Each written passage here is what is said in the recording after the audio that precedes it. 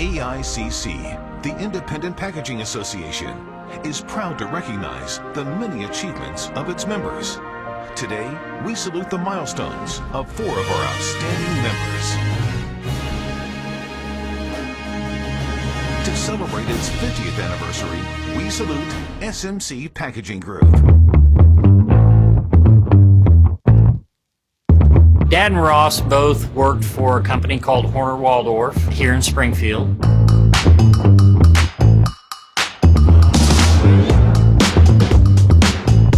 Dad had an opportunity to visit St. Paul and interview as a regional sales manager. And Ross said, how'd the trip go? He's like, I don't know. It's got me thinking about maybe even starting our own business. And with that, Ross unlocked the bottom drawer and pulled a stack of papers about a foot high out. Puts it on the desk and he goes, this is what it's going to cost us, what we can do to do it. Let's do it. That was kind of the point in time when Ross and Chuck realized that maybe they were destined to do this together. So that's how we got started.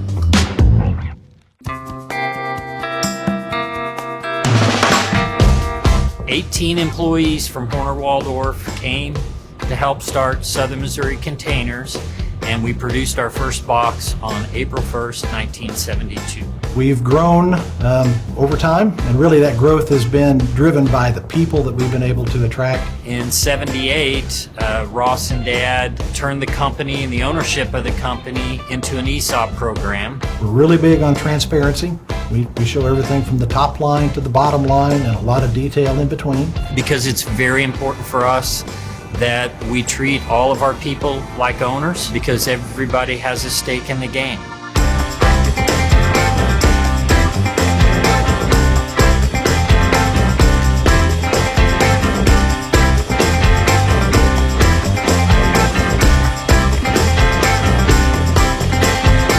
Today we have 4 different regional facilities, right at 550 different employees. Through the help of the AICC, we probably are the largest independent corrugated manufacturer in the Midwest.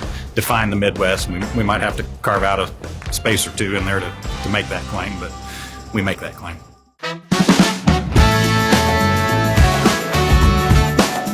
Every day that I get to come into work and be blessed with the wonderful work family that we have is truly a good thing. We've got now 500 plus people that are, depending on us doing the right things, and it's nothing is more gratifying than seeing them be successful. So I kind of feel like manufacturing is going to blossom again, and I think we're seeing some early signs of that here in the U.S. Hopefully our employees that are here running the business, 10 years from now, 15 years, 20 years from now, they're going to be the ones that benefit from that. That's the biggest charge that we have, is to carry that caring culture forward. It's a very simple thing that my dad had to say. It was kind of a mantra, and that mantra was to accomplish something every day, to make a little money along the way, and most importantly, have fun doing it.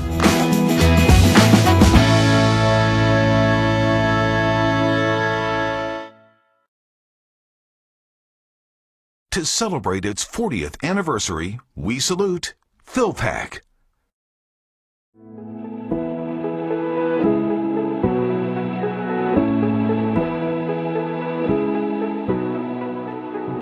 Bruce Phillips founded Philpack in 1982 after spending nearly 25 years as a top salesman in the packaging industry.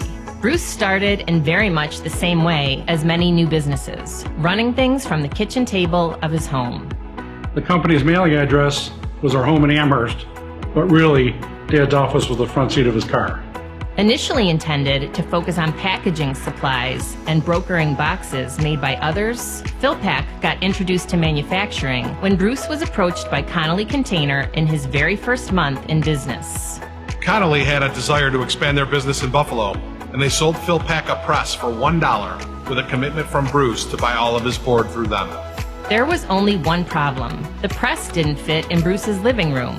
Philpack initially leased 25,000 square feet of space in the multi-tenant Great Arrow building in Buffalo, which quickly allowed the company to expand into foam processing with the acquisition of Tamer in 1984. By the early 1990s, Philpack had outgrown its leased space and purchased its first property, the company's current 90,000 square foot headquarters and distribution center, in 1993. Growth continued into the new millennium with the acquisition of Snyder Industries in 2000. This nearly doubled the company's Rampack paper business and expanded Philpack's product offering to include stretch wrappers and carton erectors. In 2005, a customer wanted us to do some crates. They gave us a saw, and just like that, we're in the wood business. This prompted the company to acquire a second location, an 80,000 square foot facility in nearby Niagara County. Bruce passed away in 2020, but his son and current company president, David, continues leading the way with the same passion his father brought to the company for all those years. David's been part of Philpack for 30 years, and I think he leads with values and determination that would make his father proud. So while it may be our 40th year in business, the Phillips family has actually been serving the packaging market in Western New York for nearly 65 years. Whether it's corrugated, wood, foam, packaging supplies, or equipment, Philpack is still serving all your packaging needs.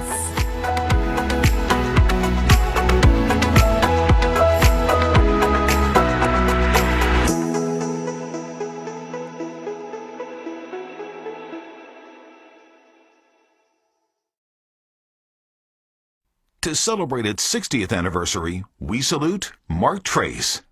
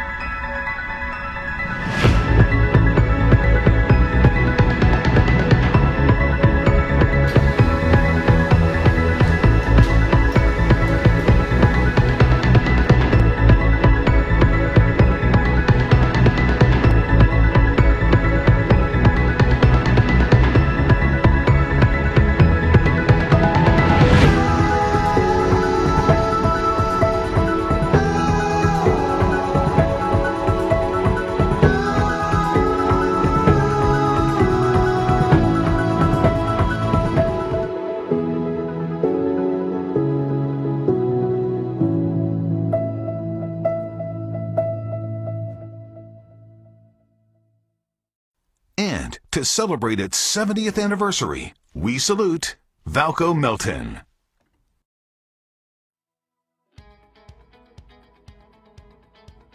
Hi, I'm Greg Amond. I'm the chairman of Valco Cincinnati, otherwise known as Valco Melton as well.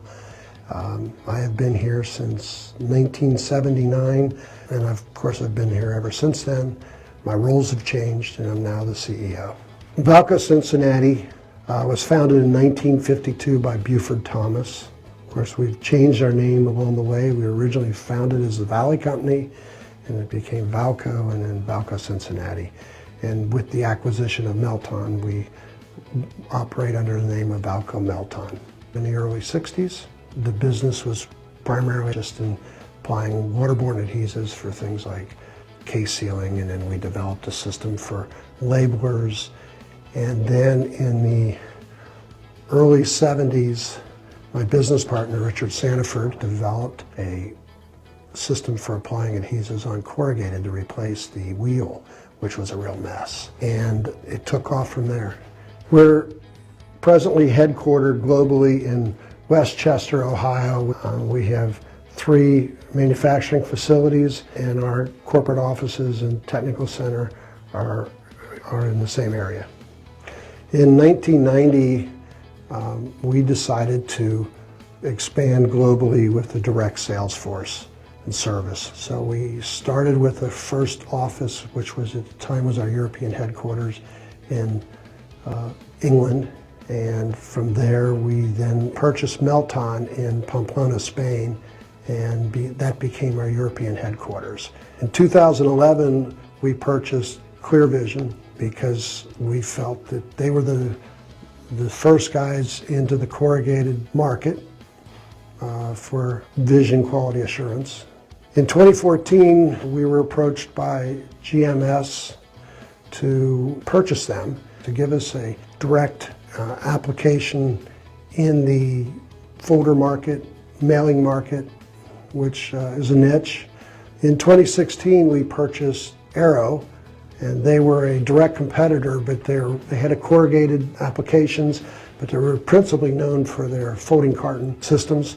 Today, with all the various product developments and acquisitions, we're now in 96 countries and providing technical and sales support in those countries across 12 different industries. When I started with Valco, the first 6 months we were about 50 employees globally, and now we're approaching 600. It's been a lot of fun, a lot of challenges. We have an incredible group of employees.